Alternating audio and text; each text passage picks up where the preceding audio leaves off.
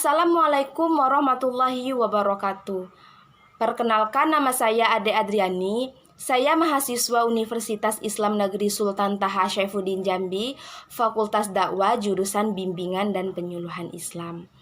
Di video kali ini saya akan menjawab soal UTS atau ujian tengah semester yang telah diberikan dosen saya, yaitu Bapak Afriansyah, di mata kuliah metode penelitian. Soalnya ada 4. Yang pertama yaitu, apabila Anda diminta untuk membuat sebuah penelitian, desain penelitian apakah yang Anda gunakan? Apakah kuantitatif atau kualitatif? Kemudian berikan alasannya. Oke, jika saya diminta untuk membuat sebuah penelitian, desain penelitian yang saya gunakan adalah desain penelitian kualitatif. Alasan saya, karena saya lebih suka menganalisis daripada menggunakan model-model matematis. Selain itu, saya juga senang untuk langsung terjun ke lapangan mencari informasi tentang penelitian saya, supaya saya lebih paham dan bisa melihat langsung ke lapangan tentang penelitian yang saya cari. Dan tentunya agar saya lebih fokus dengan penelitian dengan sesuai fakta yang ada di lapangan. Itulah alasan kenapa saya lebih memilih penelitian kualitatif, karena saya itu jujur saya kurang suka dengan model-model matematis yang berkaitan dengan matematika. Walaupun itu sangat penting, saya emang kurang suka dengan matematis karena saya lebih suka langsung terjun ke lapangan. Nah, langsung saja.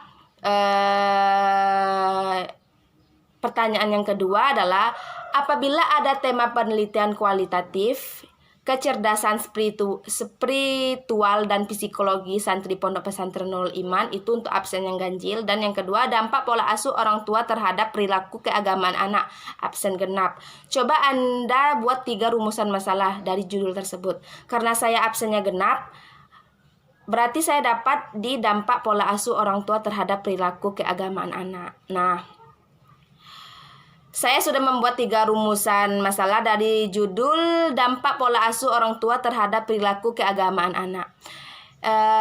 Yang pertama yaitu rumusan masalahnya adalah, bagaimana dampak pola asuh orang tua terhadap perilaku keagamaan anak.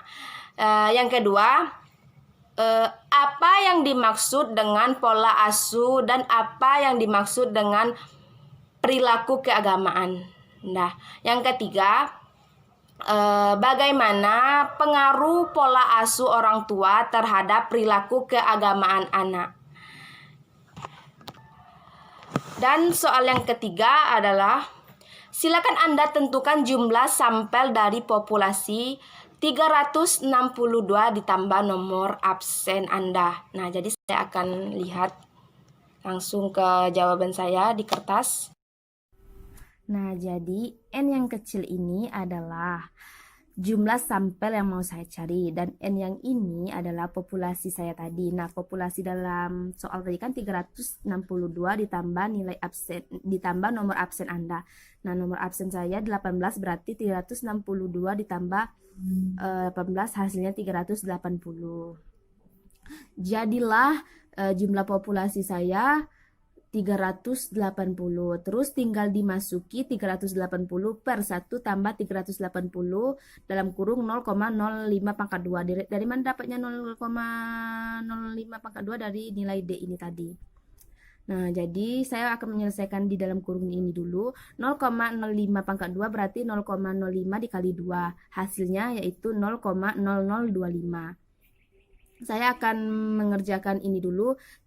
Berarti 380 dikali 0,0025, dapatlah hasilnya 0,95. Nah, terus saya akan menambahkan 1 tambah 0,95, dapatlah hasilnya 1,95.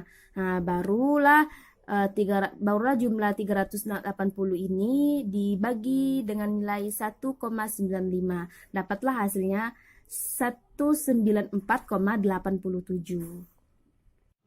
Baik, lanjut ke soal nomor 4, yaitu soal terakhir, yaitu adalah jika Anda sedang melakukan sebuah penelitian di sebuah pasar, itu untuk absen yang genap, kampung nelayan untuk absen yang ganjil, tanda sampling apa yang Anda gunakan untuk menentukan sampel dalam penelitian? Karena saya absennya genap, berarti saya dapat di jika Anda sedang melakukan sebuah penelitian, Anda sedang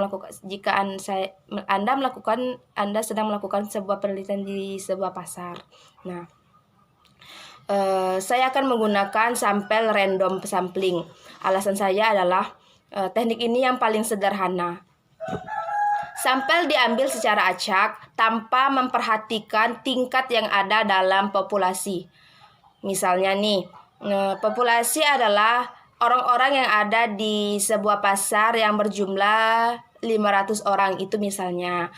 Nah, jumlah sampel ditentukan dengan tabel Isach dan Mikhail.